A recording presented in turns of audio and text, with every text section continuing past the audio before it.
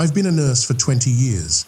I've seen things that make most people look away, things the human body does that are far more frightening than any ghost story.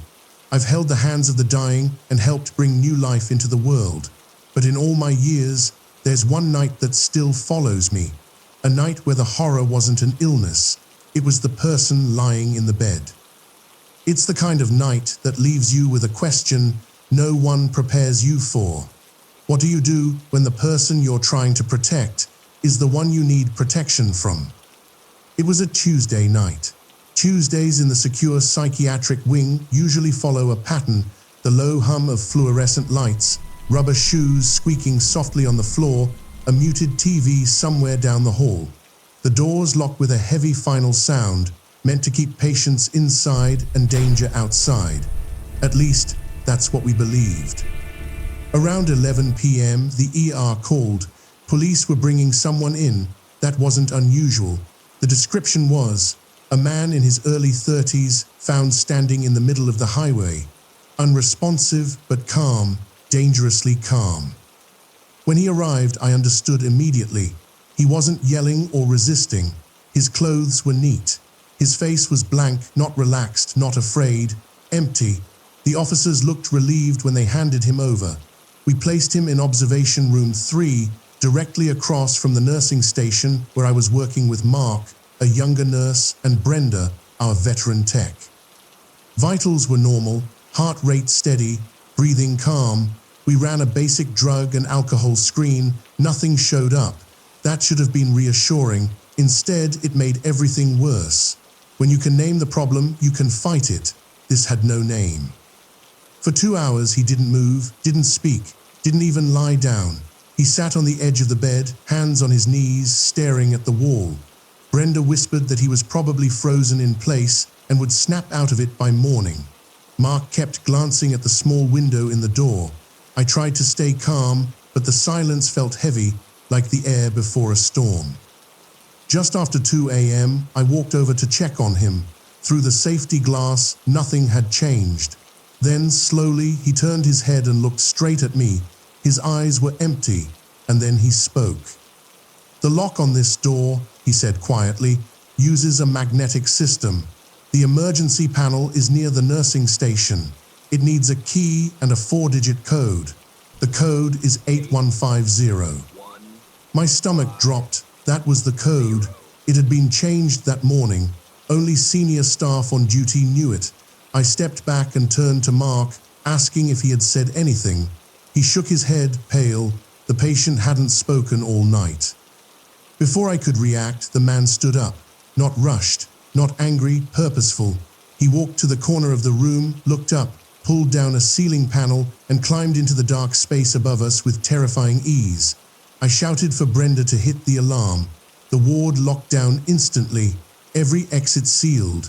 The sound that once meant safety now felt like a cage. We stood listening, scraping echoed above us. Dust fell onto our charts. He was moving right over our heads. Then a ceiling panel behind Mark burst open. The man dropped down silently. The calm expression was gone.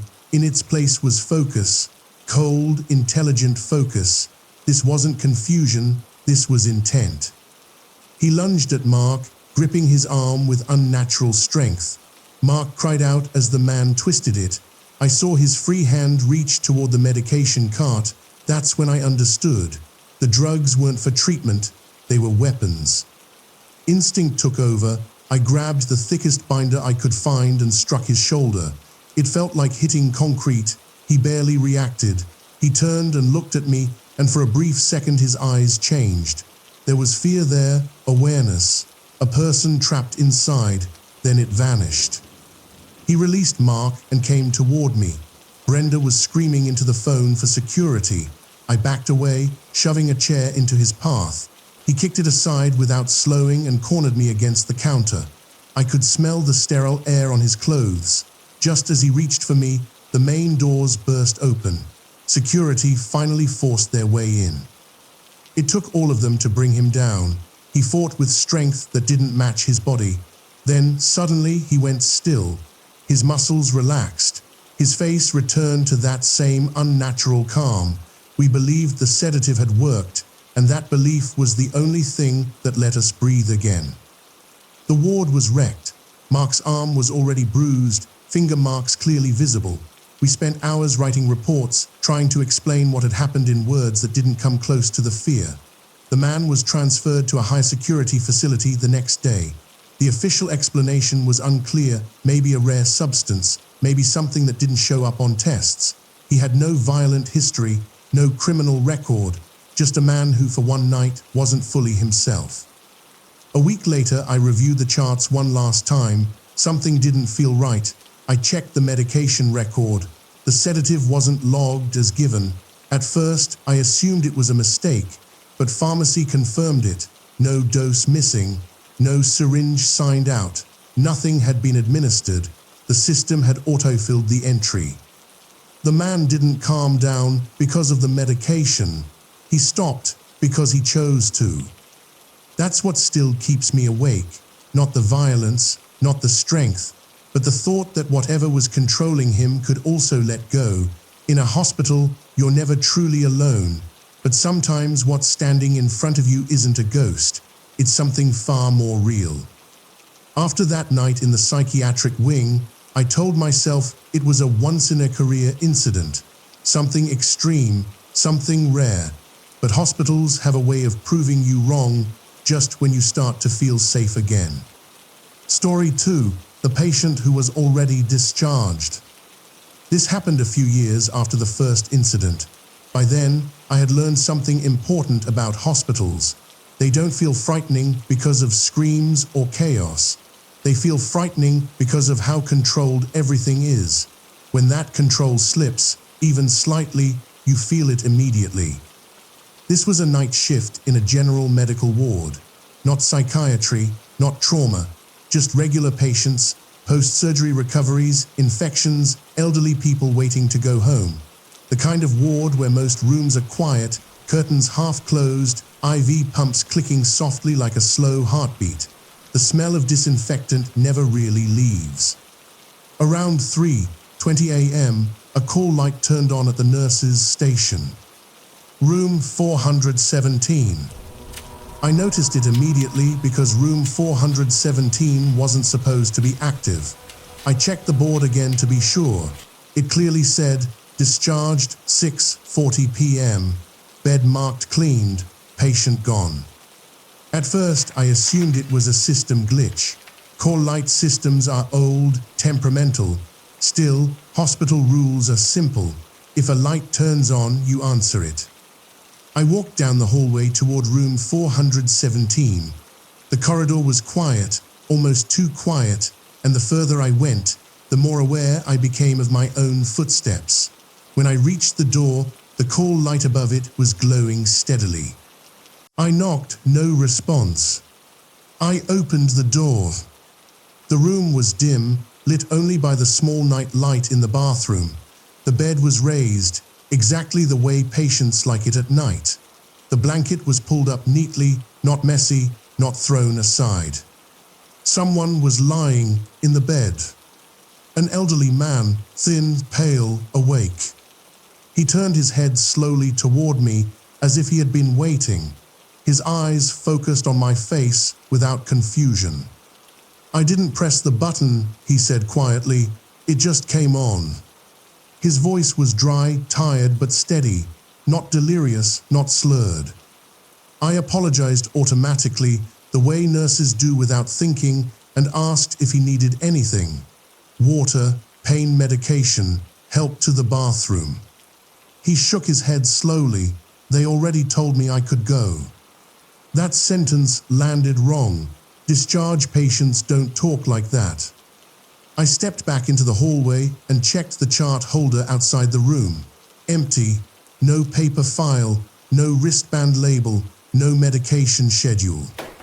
I went back inside and asked him his name. He told me. I pulled the portable computer closer and typed it in, expecting to see a mistake or maybe the wrong room assignment. His name came up immediately, but not as an active patient. The screen showed a completed discharge summary, vitals signed, medications stopped, Bed released. Then one line that made my chest tighten. Status expired. Time of death 6:12 p.m. I stared at the screen, convinced I was misreading it. I checked again. Same result. Behind me, his voice broke the silence. You look tired, he said. They always do at this hour. I turned back toward him. He was watching me closely now, not weak, not confused, fully aware. I asked him if he knew what day it was. Yes, he said. It's the day they stopped checking on me. My mouth went dry. I stepped toward the door and called the charge nurse, keeping my eyes on him the entire time. She came with me, clearly irritated, assuming this was another documentation mix-up. We opened the door together. The bed was empty. The sheets were smooth, untouched. No warmth, no indentation. The bathroom was empty. The room looked exactly like a room that had already been cleaned. Housekeeping confirmed it had been sanitized hours earlier. Security pulled the hallway footage. From the time of discharge onward, no one entered or exited room 417. Not a patient, not staff, no wheelchair, no movement. The official explanation was exhaustion, a charting error mixed with stress, a false memory. But one detail didn't fit. At 3:22 a.m., 2 minutes after the call light turned on, the system recorded a manual cancel. Not from the nurse's station, from inside the room. The next morning, maintenance replaced the call button. When they opened the panel, they found something jammed behind it, pushed deep enough that it couldn't have slipped there by accident. A hospital wristband. The name printed on it matched the chart. Most people think horror lives in abandoned places, but the scariest stories come from rooms that are still in use. If you've seen something you couldn't explain during a night shift, share it below. And subscribe, because these stories don't end here.